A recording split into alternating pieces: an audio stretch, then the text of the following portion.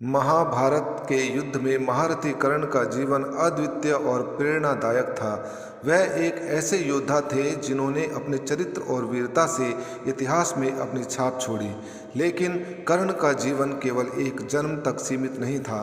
पुराणों के अनुसार कर्ण अपने पिछले जन्म में एक महान राजा थे, जिनकी कथा हमें उनके वर्तमान जीवन की त्रासदी और चुनौतियों को समझने में मदद करती है। यह कहानी उनके पिछले जन्म और उनके कर्मों के प्रभाव की एक अद्भुत व्याख्या है। पुराणों में यह वर्णित है कि कर्ण अपने पिछले जन्म में एक दानवीर और धर्मात्मा राजा थे, जिनका नाम दंभोधव था।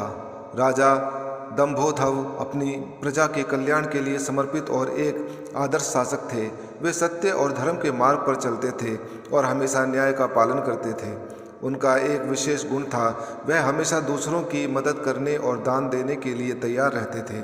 उनके राज्य में कोई भी व्यक्ति कभी भी दुखी या अभावग्रस्त नहीं रहता था। उनके इस उदार स्वभाव के कारण उन्हें दानवीर कहा जाता था। लेकिन राजा दंभोधव के अंदर एक दोष भी था। वह अपनी दानवीरता और शक्ति पर गर्व करते थे और यही गर्व उनके विनाश का कारण बना। वह हमेशा अपनी शक्ति का प्रदर्शन करना चाहते थे और यह मानते थे कि कोई भी उनसे महान नहीं है। एक दिन उनके मन में विचार आया कि उन्हें अमरत्व प्राप्त करना चाहिए, ताकि वे सदा के लिए अपने राज्य और प्रजा की रक्षा कर सकें।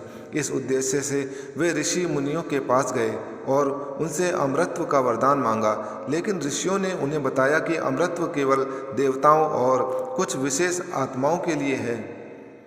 इससे राजा दंभोधव बहुत निराश हुए, लेकिन उनका अहंकार बढ़ता गया। राजा दंभोधव ने एक दिन एक महान तपस्वी ऋषि का अपमान कर दिया, क्योंकि उन्हें यह विश्वास था कि उनकी शक्ति और दानवीरता के सामने कोई भी ऋषि या देवता कुछ नहीं है।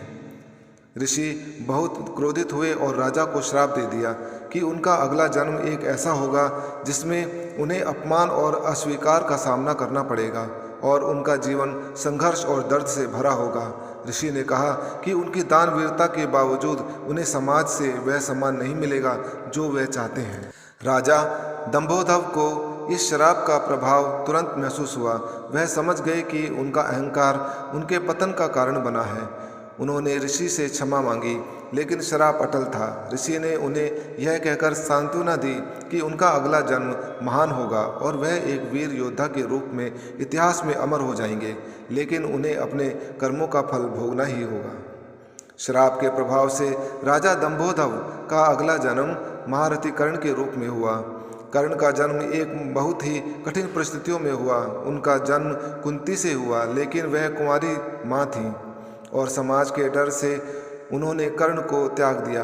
कर्ण को एक सूत रथ चालक के परिवार ने गोद ले लिया और उन्होंने उसे पाला।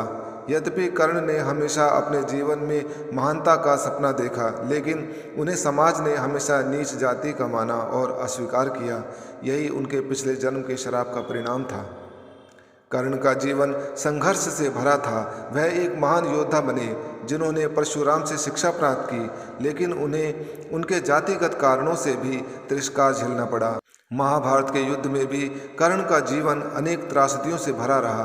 वह दानवीर थे और उन्होंने हमेशा अपने आप को शत्रुओं तक को दान देने से नहीं रोका। उनके जीवन में दानवीरता का गुण उनके पिछले जन्म से ही उनके साथ था, लेकिन समाज से अस्वीकार्यता और अपमान का जो श्राप उन्हें मिला था, वह उनके पूरे जीवन भर उनका पीछा करता रहा। कर्ण की सबसे बड़ी त्रासदी यह थी कि वह जानते हुए भी कि वह कुंती पुत्र हैं, अपने भाइयों के खिलाफ युद्ध करने के लिए मजबूर थे।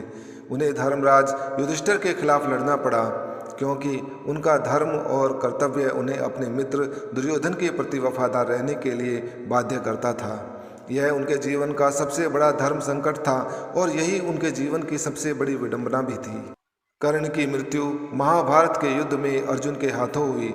युद्ध के दौरान कर्ण के रथ का पहिया धरती में धंस गया और उसी समय अर्जुन ने उन्हें मार डाला। यह मृत्यु एक गहरे नैतिक और दार्शनिक संदेश के साथ आई थी। कर्ण के जीवन का संघर्ष यह दर्शाता है कि चाहे व्यक्ति कितना भी महान और दानवीर क्यों न हो, अपने कर्मों का फल उसे अवश्य भुगतना पड़ता है। कर्ण का जीवन एक गहन नैतिक शिक्षा देता है।